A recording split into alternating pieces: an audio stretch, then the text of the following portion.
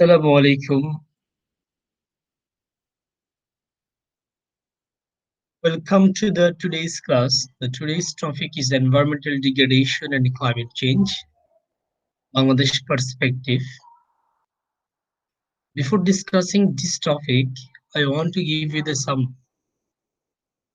consequence of climate change and what will be the consequence of the climate change.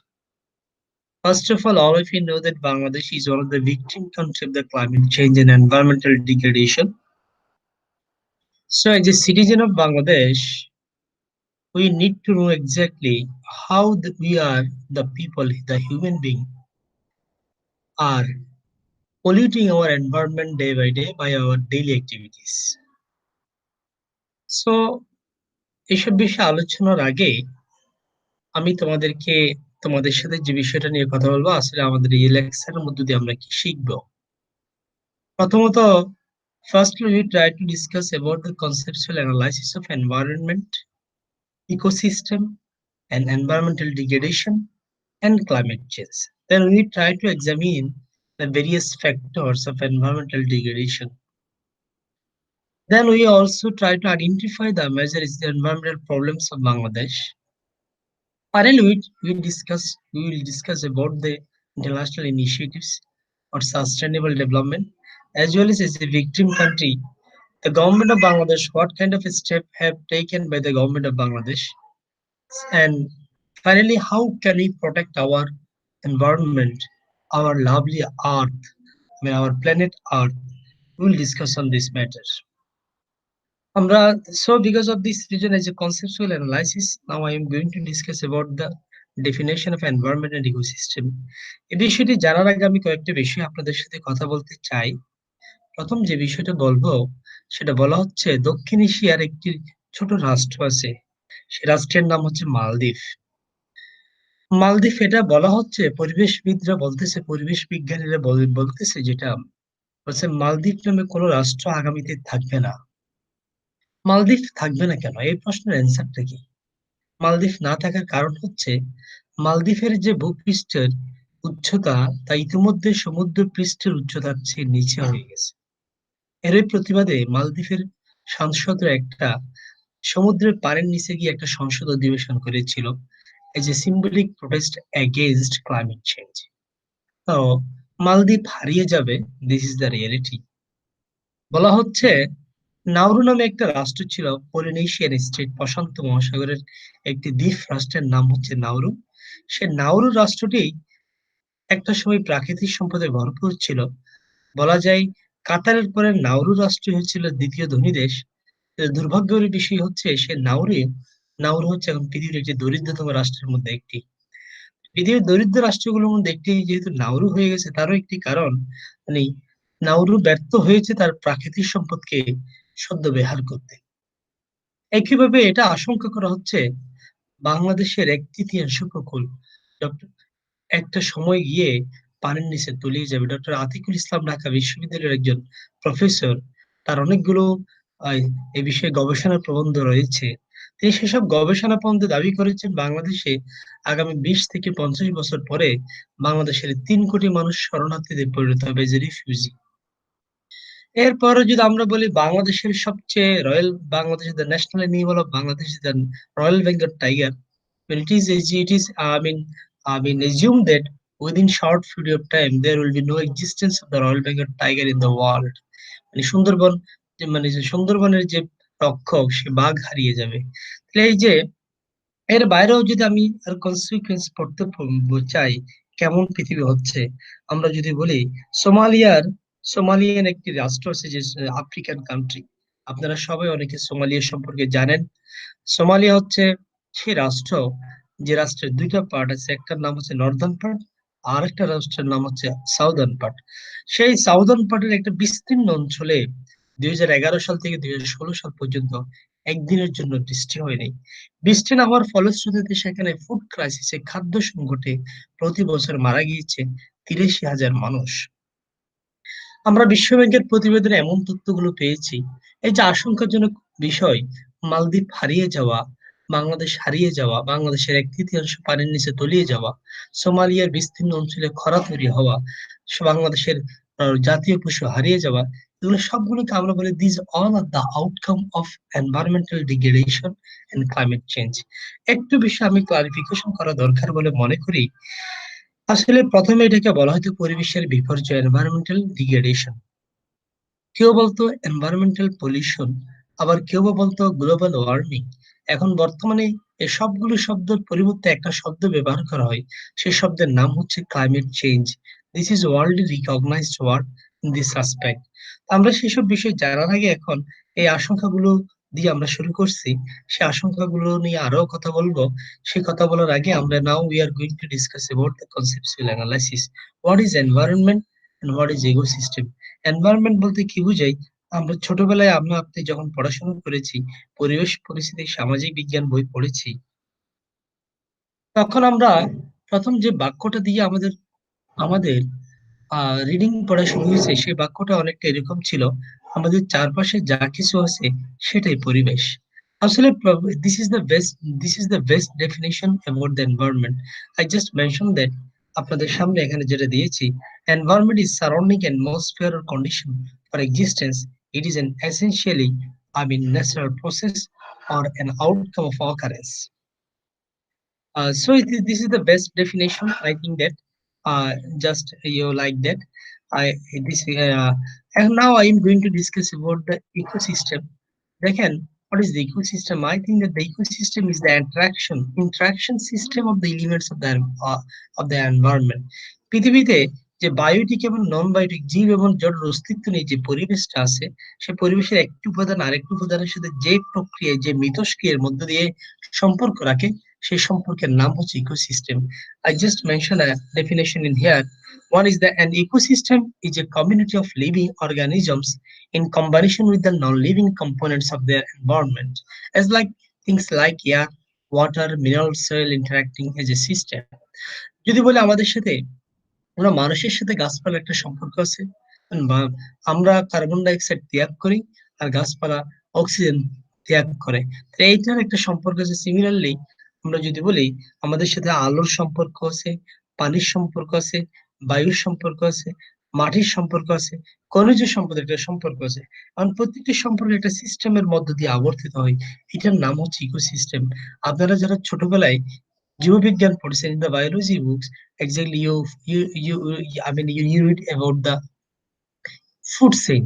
আমরা সেই বাস্তু সংস্থানে দেখেছি একটা জলজ প্রাণী আরেকটা জলজ প্রাণীর উপর কিভাবে নির্ভরশীল। এই নির্ভরশীলতার এই সম্পর্কটাকে বলা হয় ইকোসিস্টেম। এবং আমরা আরো একটু স্পেসিফিকলি যদি বলি, পৃথিবীর সমস্ত জীবজন্তু, this all are the part of biodiversity. So to maintain the ecosystem as a perfect, we need to protect the biodiversity. এবং সেই ইকোসিস্টেমে যখন কোনো ব্যাঘাত ঘটে, then we call it this is environmental degradation. Then আমরা সেটাকে বলি এটা হচ্ছে একটা environmental degradation. I just mentioned the I mean fact here. What is the environmental degradation? আমি সেটা এখানে বোঝার চেষ্টা করছি আপনাদেরকে, পরিবেশের বিপর্যয় বলতে কি বোঝায়। দেখেন, এনভায়রনমেন্টাল ডিগ্রেডেশন বলতে আপনি কি বুঝেন? আমি এখানে একটু জাস্ট বলার, এনভায়রনমেন্টাল ডিগ্রেডেশন কে আমি বলতেছি according to my observation, it is the I mean outcome of it is the imbalance situation imbalance situation of ecosystem. I, though I mentioned a definition here, I just mentioned a definition is like that: the United Nations International Strategy for Disaster Reduction defines environmental degradation as the reduction of the capacity of the environment to meet social and ecological objectives and needs. যখন পরিবেশ তার সামাজিক এবং বাস্তুতান্ত্রিক চাহিদা পূরণে ব্যর্থ হয়, আস্তে আস্তে তার সক্ষমতা হারায়, সেটাকে আমরা বলছি এনভায়রনমেন্টাল ডিগ্রেডেশন। এখন সে environmental degradation is the outcome of climate change আমরা বলতে চাই। So we now going on to discuss about what is the climate change. I just mentioned that climate change is a change in the usual weather found in a place. In other words, a long-term change in the earth climate, especially a change due to an increase in the average atmosphere temperature. আমি একটা কথা বললে আপনাদের কাছে clear হবে। বাংলাদেশের ৬টা ঋতু আছে, দেয়ার দ্য 6 seasons ইন বাংলাদেশ। এই ঋতুগুলো যদি চেঞ্জ হয়ে যায়, যে মনসুন গুলো যদি চেঞ্জ হয়ে যায়, ঋতুগুলো পরিবর্তিত হয়ে যায়, তাহলে দেখবেন যে আমরা it can be identified as a climate change. বাংলাদেশের একটা এভারেজ টেম্পারেচার 27 ডিগ্রি। বাংলাদেশের হাইস্ট একটা টেম্পারেচার আছে 41 to 42 ডিগ্রি। বাংলাদেশের লোয়েস্ট একটা টেম্পারেচার আমরা যেটা দেখি 3 থেকে 4 ডিগ্রি। এই টেম্পারেচার যখন বাড়বে, টেম্পারেচার যখন 43 ডিগ্রি 4 ডিগ্রি হয়ে যাবে, সেটাকে আমরা বলছি যে climate change. So exactly this is the definition about the climate change. আমরা এই theoretical now, as we already shortly described the theoretical aspect, conceptual analysis of this, I mean, most important uh, conceptual analysis which are regarding the environmental degradation and climate change. এখন আমরা যে বিষয়টা নিয়ে কথা বলবো সেই বিষয়টা হচ্ছে exactly what are the causes of environmental degradation. এই যে পরিবেশের বিপর্যয়, পরিবেশ দূষণ, জলবায়ুর পরিবর্তন, বৈশ্বিক উষ্ণায়ন, যেটাই বলেন না কেন, এটা কেন হচ্ছে? What are the reasons? আমরা বলছি যে এখানে দুইটা কারণ আছে। একটা গ্রুপ বলতেছে school, those are the, I mean, environmental scientist, there are the two school of thought. একটা স্কুল মনে করে, একটা বিজ্ঞানীদের মধ্যে একটা গ্রুপ মনে করে human being are the responsible for the environmental degradation. পরিবেশ বিপর্যয়ের জন্য সবচেয়ে বেশি দায়ী হচ্ছে মানুষ। আর একটা গ্রুপ বলছে না, পরিবেশ বিপর্যয়ের জন্য মানুষ দায়ী না, প্রকৃতি দায়ী। বলছে প্রকৃতি, মানুষের ভূমিকা আছে কিন্তু মানুষের ভূমিকাটা অনেক কম। মানুষের চেয়ে ভূমিকা মূলত প্রকৃতি নানাভাবে পরিবেশের ক্ষতির জন্য দায়ী।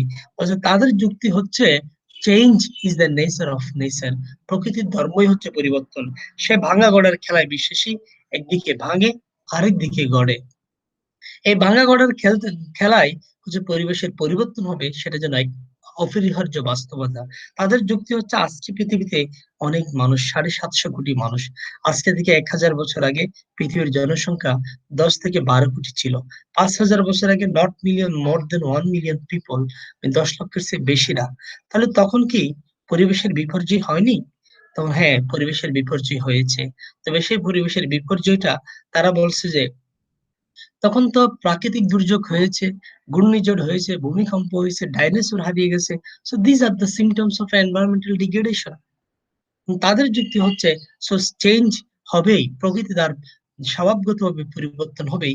সেই পরিবর্তনের সাথে adaption, you can, I mean, think about the adaption of this, I mean, social environmental change হচ্ছে তাদের যুক্তি। কিন্তু আরেক পক্ষের যে স্কুল অফ থট, মানে বিজ্ঞানীদের মধ্যে আছে, তারা বলছে ওকে, we are appreciating your views and opinions, but যে পানির যে দূষণ হচ্ছে, যে জলবায়ুর যে দূষণ হচ্ছে, বায়ুর যে দূষণ হচ্ছে, শব্দের যে দূষণ হচ্ছে, এটার জন্য কি প্রকৃতি দায়ী? নো, এটার জন্য মানুষই দায়ী। তো আজকে this is the matter of the great concern of the people of the world. Exactly, মানুষ কিভাবে দায়ী? সেই মানুষ কিভাবে দায়ীর কথা আমরা যদি বলতে চাই, মানুষ দায়ী সেটার যদি তিনি অনেকগুলো কথা, অনেক বিজ্ঞানীদের অনেকগুলো কথা আছে, তাদের অনেকগুলো বক্তব্য আমাদের সামনে আছে। মানুষ কিভাবে ক্ষতি করতেছে আপনারাও জানেন। আমরা how we are polluting our environment, how we are worsening our environment, this all of you know, you all of you have also knowledge, I think that whatever. আপনারা জানার মধ্যে আমি কয়েকটা বিষয় you want to, I mean, mention some reasons. আমি বলছি মানুষ সামাজিক ভাবে দায়ী। মানুষ সামাজিক ভাবে, I just try to discuss the some social factors. The first social factor is the huge population. I just wanted to discuss you that in the 1800 there was only 1 billion people, 100 কোটি মানুষ ছিল। That in now in the 2000 now 6 billion people. Within 2011 it crossed the 7,007 billion. That means 700 কোটি মানুষ। আর বর্তমানে বলা হয়ে থাকে 750 কোটি মানুষ। আমি পাশে একটা চিত্র দেখেছি, দেখেন এই চিত্রের মধ্যে একটা স্পষ্ট হয় কত মানুষ এখানে রয়েছে, কত মানুষ আসা যাওয়া করতেছে। তাহলে এই যে, আমি আরেকটু যদি হিসেব করেন, এই যে মানুষ, 750 কোটি মানুষ, what are they doing? They are consuming the natural resources. মানুষ তার এমনি না খেয়ে বসে নাই। মানুষ যে প্রাকৃতিক সম্পদ গুলো ভোগ করতেছে, এই ভোগের ফলশ্রুতিতে প্রকৃতির মধ্যে একটু চেঞ্জ আসবেই। দেখেন ঢাকা শহরের কথা যদি বলেন, 1,80,00,000 মানুষ ঢাকা শহরে বাস করে সরকারি হিসাব অনুযায়ী, তাহলে সে 1,80,00,000-এর পরিবর্তে যদি 80 লক্ষ মানুষ ঢাকা শহরে বসবাস করতো, তাহলে ঢাকা হতো পৃথিবীর একটি বসবাসযোগ্য নগরীর মধ্যে একটি। But unfortunately, because of the huge amount of population, now Dhaka is the second non-livable city of the world. So as not only this, Dhaka is the, I mean, most highly air polluted city of the world. তার কারণ কি? অধিক জনসংখ্যা। তাহলে এই অধিক জনসংখ্যা পরিবেশের বিপর্যয়ের জন্য একটা দায়ী হিসেবে আমরা সুস্পষ্ট বলতে পারি। পরিবেশের এটাকে আমরা বলছি সামাজিক কারণ, social factors. Then another social factors I mention that urbanization and poverty. I just mentioned, you just try to understand the lack of opportunities for gainful employment in villages. The ecological stresses are leading to an ever increasing movement of poor families to towns. Mega cities and unplanned urbanization are emerging, and urban slums are expanding. আমরা দেখবেন মানে একটা urbanisation, নগরায়ন, যে দেশে যত বেশি শহর বেশি, নগর বেশি, সে দেশ পরিবেশ বিপর্যয়ের জন্য সবচেয়ে বেশি দায়ী। কেন? Because the ultimate consequence of urbanisation is the distraction. কারণ যত বেশি বিল্ডিং হবে, দালান কোটা হবে, কাঠামো হবে, সেখানে তত বেশি পরিবেশের ক্ষতি হবে। এটা এক চরম বাস্তবতা। Then I also wanted to, I mean, discuss about the poverty is also the social factors. This may hamper the, I mean, our and sound environment. As I mentioned that, I mean, poverty is said to be the cause and effect of environmental degradation. এটা কি at the same time এটা কারণ, at the same time পরিবেশের কারণে অনেক মানুষকে দরিদ্র হতে হয়। When people do not have basic necessities for survival, for instance, they have maybe starving for the clean water, proper housing, sufficient clothing or medicine, and be struggling to stay alive. আমি একটু আপনাদেরকে আহ সহজ কথায় যদি বলতে চাই, ঢাকা শহরে 40 লক্ষ মানুষ বাস করে বস্তিতে। 40 লক্ষ মানুষ বস্তিতে, আপনারা যদি কখনো বস্তিতে যান, দেখবেন যে there there there are no minimum facilities, water supply system facilities. There are no minimum or drainage system. There are no, I mean any kind of waste management system. দেখেন কোন যেখানে খাদ্য পয় নিষ্কাশনের ব্যবস্থা নাই, সেখানে মানুষগুলো কিভাবে বড় হচ্ছে, সেই মানুষগুলো কিভাবে পরিবেশের দূষণের জন্য দায়ী হতে পারে, সেটা আপনারা একটা বস্তি ঘুরে আসলে বুঝতে পারবেন। This is the reality. এখন এরপরে যদি বলি সামাজিকভাবে মানুষ দায়ী, যেমন দায়ী, আবার অর্থনৈতিকভাবে মানুষ দায়ী। আমি বলছি just mention the economic factors. I mean, this is one of the great factors. There are a lot of economic factors that are liable for the environmental degradation. এই অনেকগুলো ফ্যাক্টরের মধ্যেই আমি সবার উপরে যেটাকে রেখেছি সেটার নাম হচ্ছে মার্কেট ফেলিয়ার। মানে যখন কোন একটা পণ্যের মানে ডিমান্ডের চেয়ে সাপ্লাই বেড়ে যায়, তখন একটা উদ্বৃত্ত পণ্য সারপ্লাস প্রোডাক্ট জমা হয়, এবং সারপ্লাস প্রোডাক্টের পরবর্তীতে আমরা দেখি যে ডাম্পিং করতে হয়। As for example, we are taking a lot of medicines as a capsule, as a tablet, as a syrup. দেখবেন যে নাফা নামে যে ট্যাবলেটটা আমরা খাই, অর্থাৎ সিরাপটা আমরা গ্রহণ করি, সেটা ততদিন পর্যন্ত আপনার উপকারী যতদিন পর্যন্ত এটার মেয়াদ থাকে। এর মেয়াদ যখন চলে যায়, এটা আপনার যদি became, I mean, harmful to you. Similarly, আজকে যেটা বলবো সেটা হচ্ছে মার্কেট ফেলিওরের কারণে আমরা যে পুরো পৃথিবীতে প্রতিদিন lakh lakh metric ton chemical dumping করতে হয়। এই যে কেমিক্যাল ডাম্পিং করতে হয়, so because of this reason আমরা বলছি যে যেখানে ডাম্পিং করা হয় না কেন, সমুদ্র হলে সমুদ্রকে দূষিত করে, আর যদি মাটি হয় মাটিকে দূষিত করে। যেমন আমি একটা এক্সাম্পল দিতে পারি, সোমালিয়ার কথা বলি। সোমালিয়ার একটা বিস্তীর্ণ উপকূল ছিল, সে উপকূল দিয়ে ইউরোপের সমস্ত জাহাজ সোমালিয়ার উপকূল অতিক্রম করে যেত, ইউরোপে যেত। আর সে সোমালিয়ার জাহাজগুলোর ডাম্পিং স্টেশন ছিল হচ্ছে, মানে সরি, ইউরোপের জাহাজগুলোর ডাম্পিং স্টেশন ছিল সোমালিয়ার উপকূল। যে সোমালিয়ার উপকূলের অনেক মানুষ মৎস্য আহরণ করে জীবিকা নির্বাহ করত। কিন্তু যখন এক পর্যায়ে দেখা গেল, 10-20 বছর পরে গিয়ে দেখা গেল সোমালিয়ার উপকূলে একচুয়ালি আর কোনো মৎস্য সম্পদ নাই, আর কোনো মাছ নাই, মাছের কোনো অস্তিত্ব নেই। ফলশ্রুতিতে যে what is the reason? The reason is that the reason is the dumping of the waste of the ship management of the Europe. ফলশ্রুতিতে সোমালিয়ার যে মানুষগুলো সেই মৎস্য সম্পদ আহরণ করে জীবন ধারণ করত, তাদের ক্ষেত্রে হয়ে গেল তারা তাদের জীবন ধারণের মাধ্যমটা হারিয়ে ফেললো, যার কারণে they became the pirates of the Somalia. তারা জলদস্যু হয়ে গেল।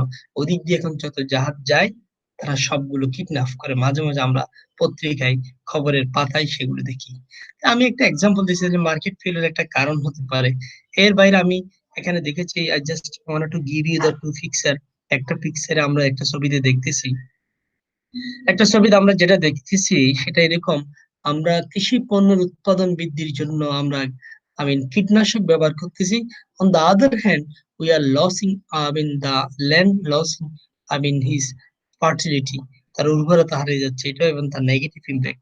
আর নট অনলি দিস, আমরা যদি বলি আর একটা বিষয় খেয়াল করুন, একটা সময় বাংলাদেশের মানুষকে বলা হয় মাছে ভাতে বাঙালি। বাংলাদেশের গ্রামের মানুষ কখনো মাছ কিনে খায় নাই, খাল বিল থেকে মাছ আহরণ করে জীবন ধারণ করতো। আনফরচুনেটলি বাংলাদেশে এখন এমন একটা যে খাল বিলে কোনো মাছ পাওয়া যায় না। মাছ যদিও বাণিজ্যিক ভাবে অনেক মাছ উৎপাদন হচ্ছে, there is no doubt, but the reality is that আমরা অনেক বেশি জলজ প্রাণী হারিয়ে ফেলছি, because of the only one reason, the agricultural development. এর বাইরে আমরা যদি বলি, এর বাইরে আরো ইকোনমিক ফ্যাক্টরস এর মধ্যে আমি সবার উপরে রেখেছি economic development. The just you can read this exactly, economic development has a good relation with the industrialization or urbanization. ইন্ডাস্ট্রিয়ালাইজেশনের সবচেয়ে নেগেটিভ ইম্প্যাক্ট, আরবানাইজেশনের সবচেয়ে নেগেটিভ ইম্প্যাক্ট পরিবেশের উপর। আজকের পৃথিবীতে যদি বলা হয় কোন দেশটা সবচেয়ে বেশি পরিবেশ বিপর্যয়ের জন্য দায়ী, তাহলে বলতে হবে USA, China, mostly the developed countries. যে দেশ যত বেশি অর্থনৈতিকভাবে উন্নত, সে দেশ পরিবেশের জন্য সবচেয়ে বেশি দায়ী। সিমিলারলি আরেকটা, I just want to mention another cause is the transport activities, যানবাহনের ব্যবহার। যানবাহন কি পরিবেশ দূষণের জন্য দায়ী হতে পারে? দেখবেন যে বায়ু দূষণের জন্য সবচেয়ে বেশি দায়ী যেটা, সবচেয়ে বেশি দায়ী যেটা, সেটার নাম হচ্ছে, যানবাহনের জন্য সবচেয়ে বেশি দায়ী যে, সেটা হচ্ছে ভেহিকল, যানবাহনের ধোঁয়া। এই যানবাহনের ধোঁয়া কোথায় বেশি? শহরে বেশি, নিঃসন্দেহে। আই মিন শহরে বেশি, not in the village area. যার কারণে যানবাহন গ্রামে কম থাকার কারণে গ্রামের পরিবেশ অনেক ভালো। ট্রান্সপোর্ট অ্যাক্টিভিটিস এর সাথে ইকোনমির কি সম্পর্ক?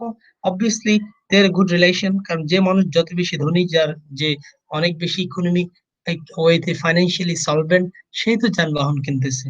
তো আমরা যদি বলি, এই ট্রান্সপোর্ট অ্যাক্টিভিটিস একটি কারণ হতে পারে পরিবেশ বিপর্যয়ের জন্য, পরিবেশের রোধের জন্য।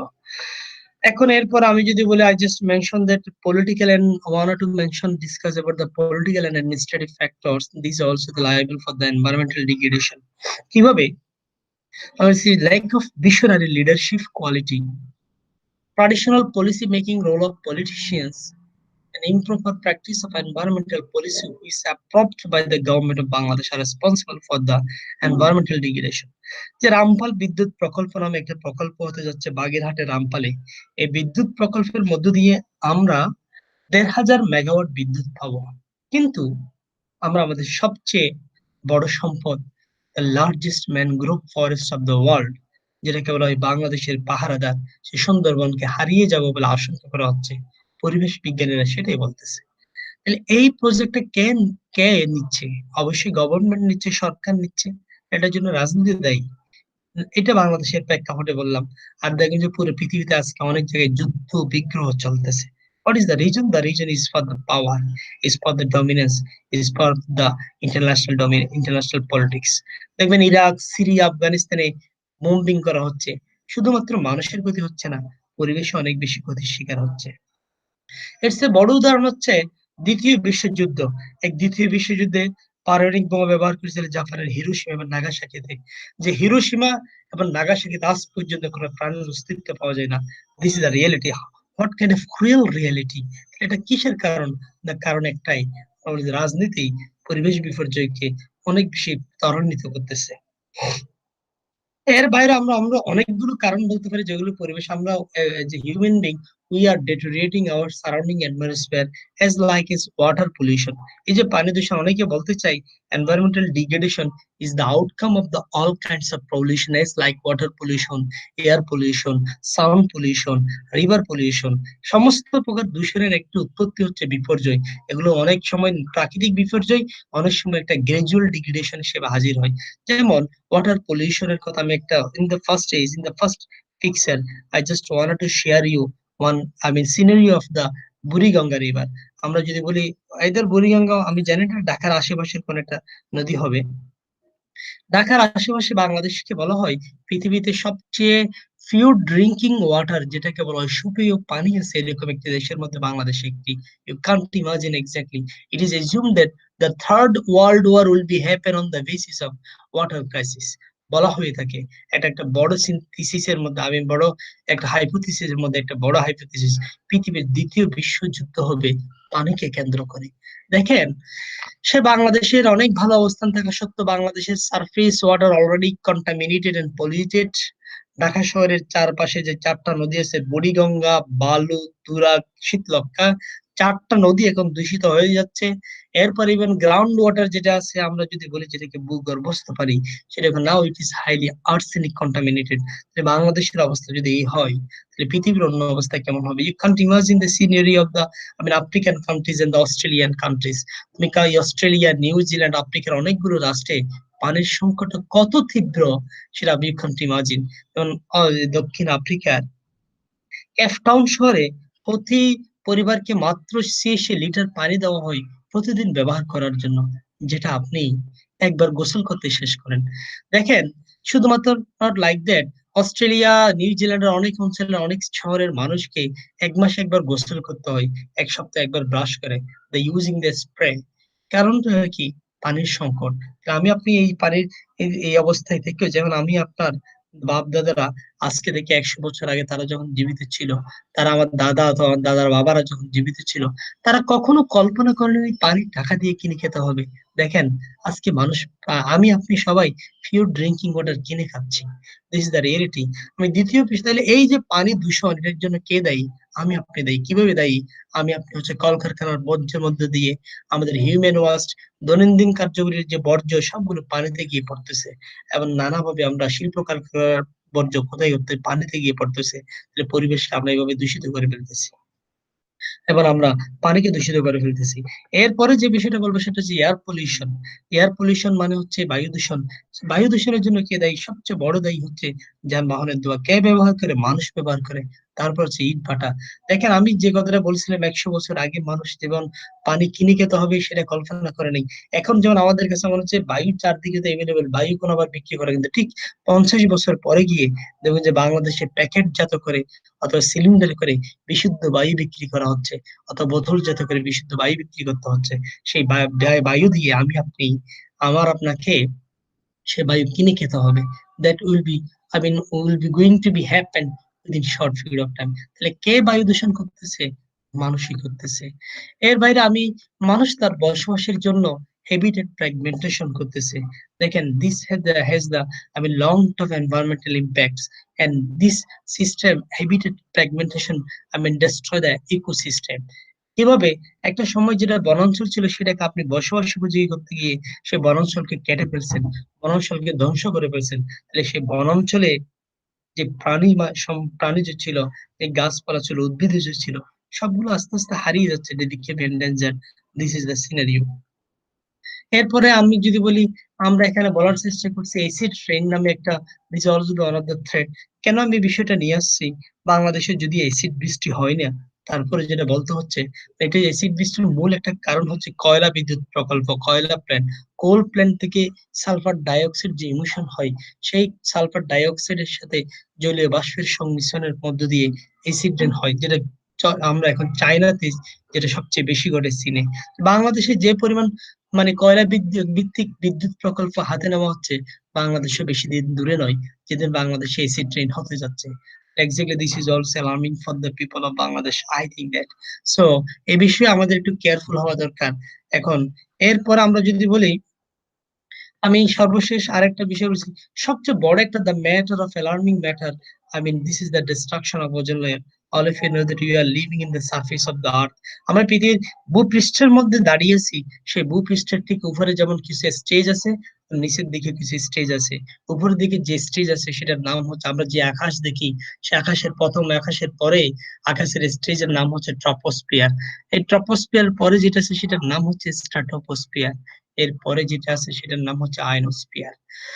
এই যে ট্রপোস্ফিয়ার এবং স্ট্রাটোস্ফিয়ারের মাঝখানে একটা লেয়ার আছে, যে লেয়ারের নাম হচ্ছে ওজোন লেয়ার, যেটাকে ওজোন স্তর বলা হয়। এটা বিস্তৃতি হচ্ছে 19 to 48 কিলোমিটার। এই ওজোন লেয়ার কি? There are the some existence of the some elements, যার ফলশ্রুতিতে পৃথিবী থেকে সূর্য থেকে আগত রশ্মি আল্ট্রাভায়োলেট রে, গামা রে, যেটাকে আমরা গামা রশ্মি অথবা আল্ট্রাভায়োলেট রশ্মি বলে, এগুলো এসে রিফ্লেক্ট হয়ে আবার চলে যায়। ফলশ্রুতি এগুলো হিউম্যান বডিতে পৃথিবীর ভূপৃষ্ঠে আসতে পারে না। কিন্তু এখন because of the vulnerable situation of ozone layer, this gamma ray ultraviolet ray, they are directly coming and impacting our human body। এবং কিভাবে হচ্ছে তার বড় কারণ হচ্ছে আজকে পৃথিবীতে সবচেয়ে বেশি মানুষ মারা যায় যে কারণে, সেটার নাম হচ্ছে আজকে আহ সেটার নাম হচ্ছে cancer. This is one of the most dangerous epidemic of the world. ক্যান্সারে সবচেয়ে বেশি মানুষ মারা যায়। কেন সে ওজোন স্তর ক্ষতি হয়েছে, তার কারণ আপনি বেশি দূরে আপনি নিজের দিকে খেয়াল করেন। We are using the refrigerator, we are using the air conditioner. Because of this reason, we are emitting the carbon dioxide, carbon monoxide, nitrous oxide, methane. This green house gases. এই গ্রিন হাউস গ্যাসের যত বেশি নির্গমন হচ্ছে, তত বেশি ozone স্তর দুর্বল হয়ে যাচ্ছে। আমি আপনি অনেক বেশি বিলাসী জীবন যাপন করতে গিয়ে, আমি আপনি অনেক বেশি স্মার্ট হতে গিয়ে, যেমন জিন্সের প্যান্টে ফুটো করতে শিখেছি, প্রকৃতিও তার প্রতিশোধ হিসেবে ওজোন স্তরে দিয়ে একটি ফুটো করে দিয়েছে। যার কারণে আজকের মানুষকে সবচেয়ে বড় বিপন্ন অবস্থায় একটা সময় কাটাতে হচ্ছে। আসলে এভাবে আমি অনেকগুলো বিষয় আপনাদের চোখের সামনে তুলে নিয়ে আসছি, যার কারণে আমি বলতেছি this all are the liable for the environmental degradation. এই জন্য মানে আমিও সেই পরিবেশ বিজ্ঞানীদের সাথে একমত পোষণ করি। আজকের পৃথিবীর এই বাস্তবতার জন্য, আজকের পৃথিবীর এই কঠিন পরিস্থিতির জন্য সবচেয়ে বেশি দায়ী মানুষ। পরিবেশের এই কঠিন পরিস্থিতির জন্য সবচেয়ে বেশি দায়ী হচ্ছে মানুষ। আমি, তুমি, আমরা সবাই। তাহলে আমরা সবাই যদি দায়ী হতে পারি, তাহলে আমাদের আমাদের we need to also, we need to take a step to protect our environment. আপনি যদি জলবায়ু পরিবর্তন মোকাবেলা করতে না পারেন, আপনি যদি বাংলাদেশকে জলবায়ু পরিবর্তন মোকাবেলা করতে না পারেন, আপনি যদি পরিবেশ রক্ষা করতে না পারেন, তাহলে আগামী প্রজন্মের জন্য আপনি অবাসযোগ্য একটা পৃথিবী রেখে যাবেন। আমরা সবাই মিলে একটি বাসযোগ্য পৃথিবীকে রেখে যাব। সেই প্রত্যয় রেখে আমি আজকের ক্লাসের এই জায়গায় এখানে শেষ করতে যাচ্ছি। আবার একটু পরে বিরতি নিয়ে আমি আবার আপনাদের সাথে পরিবেশের বিপর্যয়ের প্রভাব এবং আমরা কিভাবে পরিবেশ রক্ষা করতে পারি, এইসব বিষয় নিয়ে কথা বলবো। ধন্যবাদ সবাইকে। Thank you all.